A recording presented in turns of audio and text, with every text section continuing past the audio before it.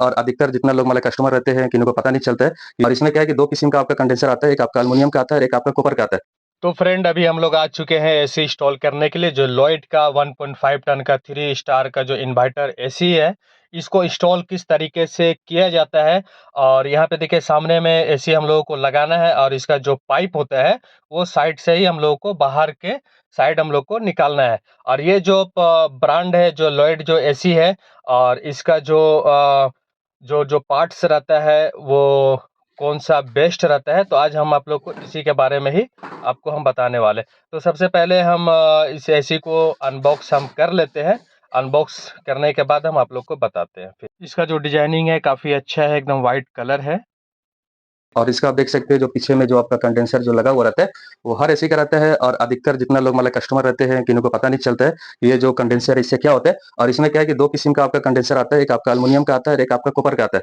और जो आपका कॉपर का आता है इसमें आपका बहुत फायदा है, और जो एल्युमिनियम का है इसमें भी आपका फायदा है, पर उसमें आपका घाटा है। उसमें घाटा यही है कि अगर आपका जो एल्युमिनियम का ये वाला कंडेंसर आपका जो लगा हुआ रहेगा, बाय द वे फ्यूचर में अगर आपका लीकेज उकेज अगर होता है तो वो क्या है कि आपका रिपेयर होगा नहीं, वो आपको पूरा चेंज करना पड़ेगा। अगर आपका गारंटी में है तो कोई दिक्कत नहीं है, अगर आपका गारंटी नहीं है तो फिर आपको उसमें 7,000 8,000 रुपये आपको लगाना पड़ेगा। अगर ये सब में अगर आपका लीकेज अगर बाय द वे अगर होता है फ्यूचर में, तो वो क्या है कि आपका वो रिपेयर आपका हो जाएगा और कोई दिक्कत नहीं होगा। और इसमें क्या है कि आपका कम बजट में आपका काम हो जाएगा।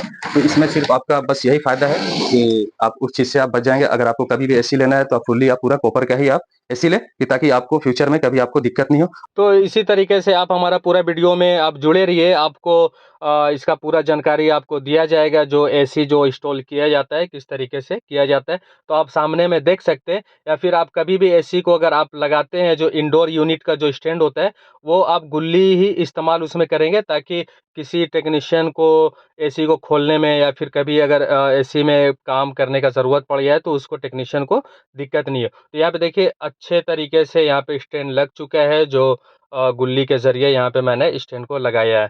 और इसके बाद में जो इसका जो साइड का जो काम है, जहाँ पे मुझे होल करना है, यहाँ पे देखिए एक होल मुझे यहाँ पे करना पड़ेगा। जो इसका जो पाइप रहता है एसी का, हमको साइड से ही यहाँ पे निकालना होगा।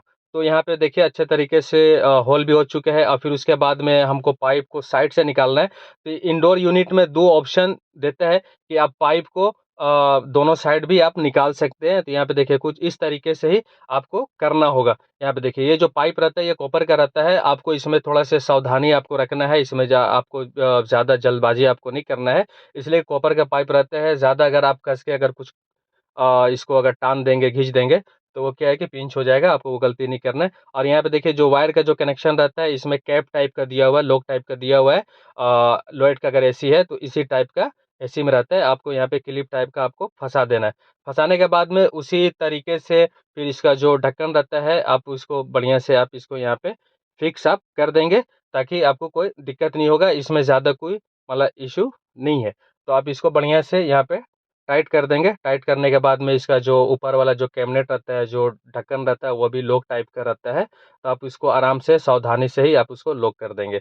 और फिर इसके बाद में हम इस एसी को यहाँ पे हैंग करते हैं। और हैंग देखिए किस तरीके से किया जाता है। एसी को कभी भी अगर आप हैंग करेंगे तो आप सबसे पहले उसको देख लेंगे कि उसका जो लॉक रहता है, उस लॉक में बराबर आपका एसी बैठा है या नहीं बैठा है। अगर जो उसका लॉक रहता है, लॉक में अगर नहीं बैठेगा तो बहुत ज़्यादा दिक्कत हो जाएगा, आप उसको लॉक में बैठा देंगे।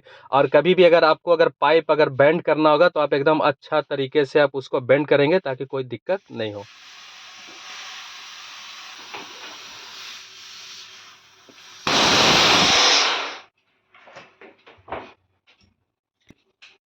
तो गाइस अगर आपको ये वाला पाइप अगर आपको इसमें कनेक्ट करना है, जो आपका सेक्शन का होता है, जो आपका डिस्चार्ज का होता है, तो इसको कनेक्ट करने के लिए आपको सबसे पहले इसमें आपको ध्यान देना है। ये जो घाट रहता है यहाँ पे बना हुआ रहता है इसका, ये देखिए, ये आपका फ्लेयरिंग, ये कंपनी का आपका बना हुआ रहता है। इसको क्या है कि आपको बढ़िया से एकदम इसमें घाट आपको मिला करके ये आपको इसको नट को टाइट करना पड़ेगा। अगर आप इसमें अगर बढ़िया से अगर आप अगर इसको टाइट नहीं करेंगे तो क्या होगा कि लीकेज उकेज होने का बहुत ज़्यादा चांस रहेगा, और इसमें लीकेज होगा तो बहुत ज़्यादा दिक्कत हो जाएगा। तो आपको एकदम घाट पूरा एकदम मिला करके आपको इसको टाइट करना है, कि ताकि अगर आप गैस अगर इसका खोलते हैं तो इसमें आपका लीकेज नहीं होगा। अगर आप अगर अच्छा से टाइट कर देते हैं तो आपका लीकेज उकेज का दिक्कत नहीं होगा। तो आप जब भी काम करें इसको बढ़िया से आप इसका घाट अपना मिला करके आप इसको टाइट करें, ताकि आपका लीकेज उकेज का दिक्कत नहीं हो। अगर लीकेज का दिक्कत होगा तो आप भी बहुत ज़्यादा परेशानी पड़ सकते हैं, इसलिए कि आपको फिर काम दोबारा इसमें करना पड़ जाएगा। तो आप एक बार में अगर काम करते हैं तो बढ़िया से घाट वगैरह मिला करके इसका आप काम करें।